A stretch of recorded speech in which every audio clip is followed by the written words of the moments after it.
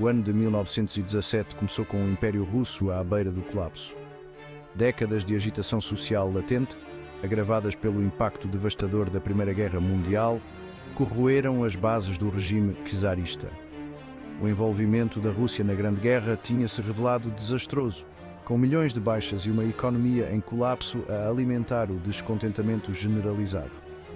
O czar, Nicolau II, permanecia isolado da realidade enfrentada pelo seu povo, agarrando-se ao poder autocrático enquanto o país mergulhava no caos. Nas principais cidades russas, as filas para o pão aumentavam e os rumores de revolução espalhavam-se como um rastilho de pólvora. A autoridade do czar era abertamente questionada e as greves paralisavam setores vitais da indústria. A Revolução de Fevereiro eclodiu em março de 1917. Fevereiro no antigo calendário russo. Uma explosão espontânea de raiva e frustração popular que forçou Nicolau II a abdicar. Um governo provisório, composto por políticos liberais e socialistas moderados, tentou preencher o vazio de poder, prometendo reformas democráticas e o fim da guerra.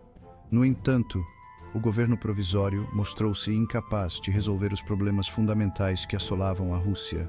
A guerra arrastava-se, com um novo governo relutante em retirar-se, apesar das crescentes baixas.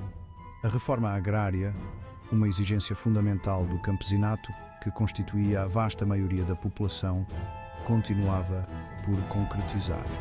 O palco estava montado para uma segunda revolução, mais radical.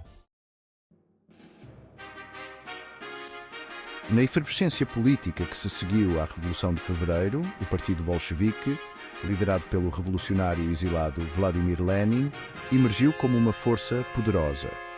Os bolcheviques, uma facção socialista radical, ofereciam uma mensagem clara e intransigente que ressoava junto das massas cada vez mais desesperadas: paz, terra e pão. Lenin, regressado do exílio em abril de 1917, publicou as suas famosas Teses de Abril, delineando o programa bolchevique para a Revolução. Lenin apelava ao fim imediato da guerra, à redistribuição de terras pelos camponeses e à transferência de poder para os sovietes. Os sovietes, conselhos compostos por trabalhadores, soldados e camponeses, tinham surgido por toda a Rússia após a Revolução de Fevereiro, representando uma forma mais direta de democracia. Lenin reconheceu o potencial revolucionário destes sovietes, defendendo todo o poder aos sovietes, como o grito de guerra da causa bolchevique. Os bolcheviques, embora relativamente pequenos em número no início de 1917, possuíam uma vantagem crucial sobre os seus rivais políticos, uma mensagem clara e simples que ressoava junto das massas. Enquanto outros partidos debatiam as nuances da democracia parlamentar, os bolcheviques ofereciam soluções concretas para os problemas imediatos que os russos comuns enfrentavam: o fim da guerra, terra para os camponeses e comida para os famintos. Seção 3: 10 dias que abalaram o mundo à Revolução de Outubro. Na noite de 25 de outubro, 7 de novembro, de acordo com o calendário gregoriano, os bolcheviques, sob a liderança de Leon Trotsky, lançaram a sua investida pelo poder. Trotsky, um brilhante orador e estratega, tinha sido fundamental na organização da Guarda Vermelha, milícias de trabalhadores armados, numa força de combate formidável. Com uma rapidez e eficiência notáveis, os bolcheviques tomaram o controle de pontos estratégicos-chave em Petrogrado, antiga São Petersburgo, a capital da Rússia. Prédios governamentais, centros de comunicação e centros de transporte caíram nas mãos dos bolcheviques com derramamento mínimo de sangue. O governo provisório, isolado e cada vez mais impopular, viu-se dominado pela ação rápida e decisiva dos bolcheviques.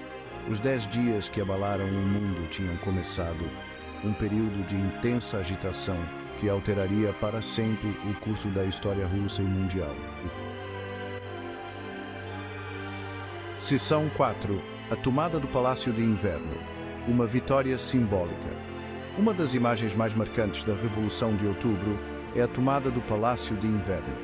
O Palácio de Inverno Outrora a opulenta residência do czar albergava agora os remanescentes do governo provisório. Na noite de 25 de outubro, as forças bolcheviques cercaram o palácio, enquanto lá dentro o governo provisório debatia as suas escassas opções. Pouco depois da meia-noite, um contingente da Guarda Vermelha, marinheiros e soldados revolucionários invadiu o palácio.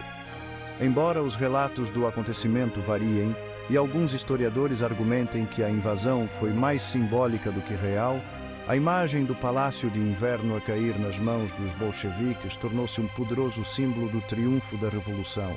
A tomada do Palácio de Inverno, independentemente dos detalhes reais, marcou o fim simbólico do governo provisório e o início do domínio bolchevique. A tomada do Palácio de Inverno, embora estrategicamente insignificante, teve um enorme valor simbólico. A queda do palácio, um poderoso símbolo da opulência e autoridade czarista, nas mãos dos bolcheviques representou a derrubada da velha ordem e o amanhecer de uma nova era. O acontecimento, fosse um verdadeiro assalto ou uma tomada de posse encenada, cimentou a imagem de uma revolução popular nas mentes de muitos, tanto na Rússia como a nível internacional.